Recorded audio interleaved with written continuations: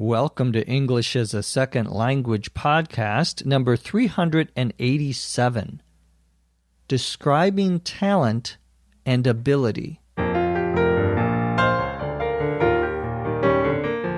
This is English as a Second Language podcast, number 387. I'm your host, Dr. Jeff McQuillan, coming to you from the Center for Educational Development in beautiful Los Angeles, California. Our website is eslpod.com. If you go there, you can download a learning guide for this episode that contains all of the vocabulary, definitions, sample sentences, additional definitions not discussed on the podcast, comprehension questions, cultural notes, and a complete transcript of everything we say on this episode. This episode is called Describing Talent and Ability. It's a dialogue between Kathy and Brad, talking about how good certain members of a sports team are. Let's get started.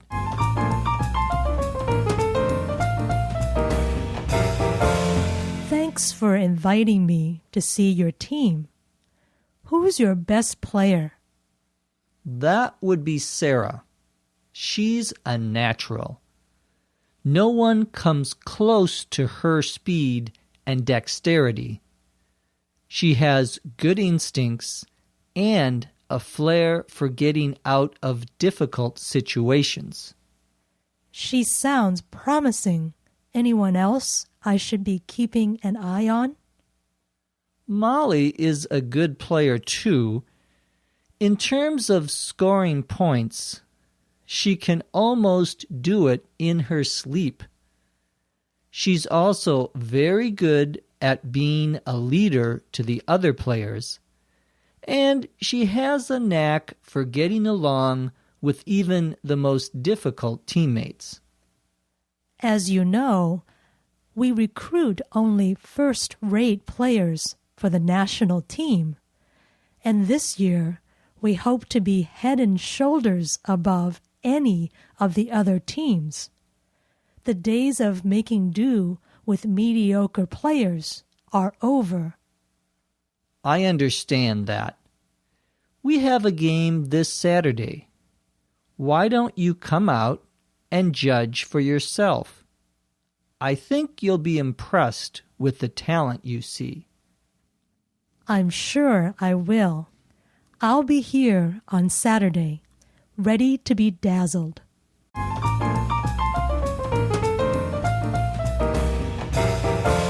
In our dialogue, Brad has invited Kathy to come to see his sports team. We assume Brad is the coach of the team. Kathy begins by saying, "Thanks for inviting me to see your team." And then she asks, "Who's your best player? Who is your best player?" Brad says, "That would be Sarah." Brad could also say Sarah or Sarah is the best player, but he says that would be Sarah, which is sort of what we might call a conditional use, as if he were saying, if I had to pick, the best player would be Sarah. This is actually quite common.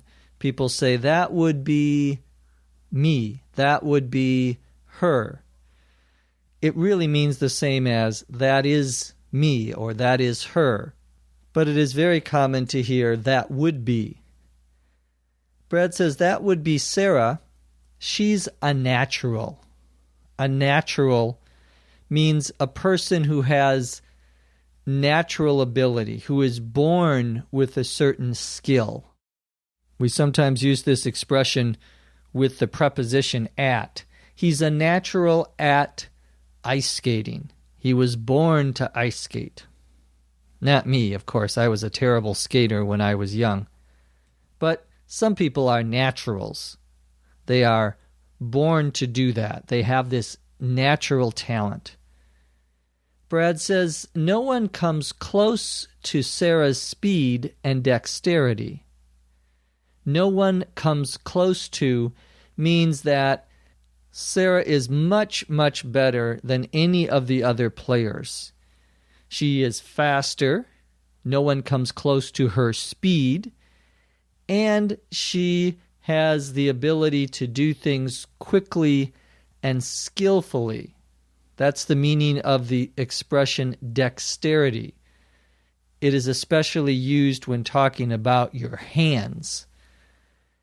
She has great dexterity. She can move quickly and accurately and do things very skillfully. Brad says she has good instincts and a flair for getting out of difficult situations. If you say someone has good instincts, you mean that they are able to think and behave quickly and naturally. It's almost similar to the expression, he's a natural or she's a natural. It means that they are born with, or they seem to have acquired, they seem to have learned how to do things very quickly and without having to even think about something. To say someone has a flair for something means they, once again, have a natural ability. They're able to do something very well. I have a flair for making my wife mad at me. I'm very good at that. It's my natural talent. Kathy says, Sarah sounds promising.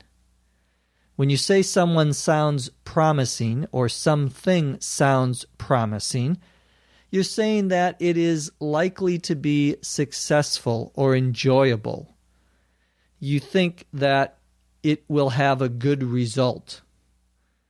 That movie sounds promising means I think it's going to be good. It sounds like it will be good. I expect it to be good. Kathy asks, anything else I should be keeping an eye on? To keep an eye on something means to pay attention to something, to watch something carefully. Brad says, Molly is a good player too. In terms of scoring points, she can almost do it in her sleep. Brad is now talking about another player. He says that Molly, when it comes to, or in terms of scoring points, if we are talking about her scoring points on the team, she can almost do it in her sleep. To be able to do something in your sleep means to do it very easily, without even thinking about it, without much effort. Brad says, Molly is also very good at being a leader to the other players. To be good at something means to have a certain ability, to be able to do something well. Brad also says that Molly has a knack for getting along with even the most difficult teammates. To have a knack, K-N-A-C-K, means to have a skill, to have an ability, to be able to do something well. Molly is able to get along with, to be friends with all of the other teammates, even if they are difficult to get along with normally. Kathy says, as you know, we recruit only first-rate players for the national team. So now we learn that Kathy is there to recruit or to find people to join the national team. We're not sure what sport this is, but that's what Kathy is there for, to find first-rate players. When we say someone or something is first-rate,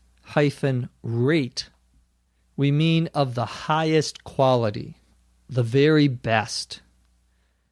Kathy says this year, we hope to be head and shoulders above any of the other teams.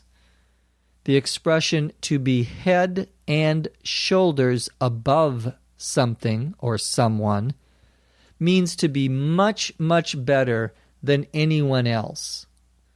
Your head, of course, is what's on the top of your body, well, for most of us. Your shoulders are the tops of your arms. To be head and shoulders means in some ways to be taller, but really to be better than other people. In this case, the other teams. Kathy says, the days of making do with mediocre players are over. The expression to make do means to use what you have, even if it's not the best. To manage to do something, but not to have the best things to do it with. Mediocre, there are several uses of that expression. Take a look at our learning guide for some additional explanations. Kathy says, the days of making do with mediocre players are over. Someone who is mediocre is someone who is not very good. Medium to poor in quality. He's a mediocre piano player. He's not a very good piano player. So the days of making do with mediocre players are over, meaning we're not going to do that anymore. Brad says, I understand that. We have a game this Saturday.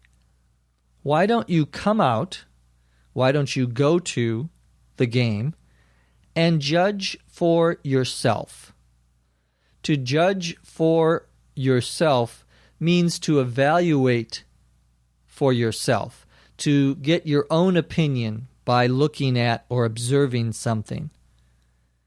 Brad says, I think you'll be impressed with the talent you see. To be impressed means that you think very highly or have a very good opinion of someone or something. Talent is, once again, your skill or ability. Often skill or ability that you are born with or that you don't have to be taught by someone else. Kathy says, I'm sure I will be, meaning I'm sure I will be impressed. I'll be here on Saturday ready to be dazzled. To be dazzled means to think something is extremely good or exciting, to be very impressed with a person or a thing.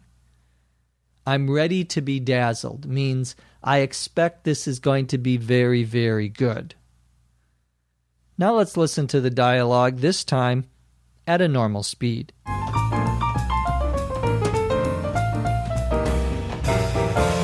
Thanks for inviting me to see your team.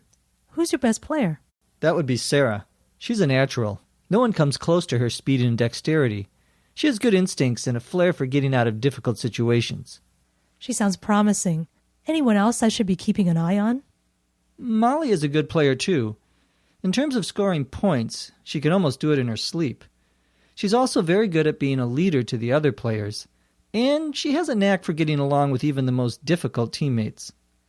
As you know, we recruit only first-rate players for the national team, and this year we hope to be head and shoulders above any of the other teams. The days of making do with mediocre players are over. I understand that. We have a game this Saturday. Why don't you come out and judge for yourself? I think you'll be impressed with the talent you see. I'm sure I will. I'll be here on Saturday, ready to be dazzled.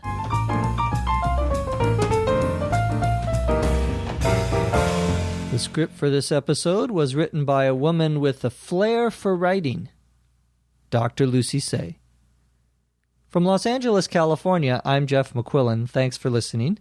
Come back and listen to us next time on ESL Podcast.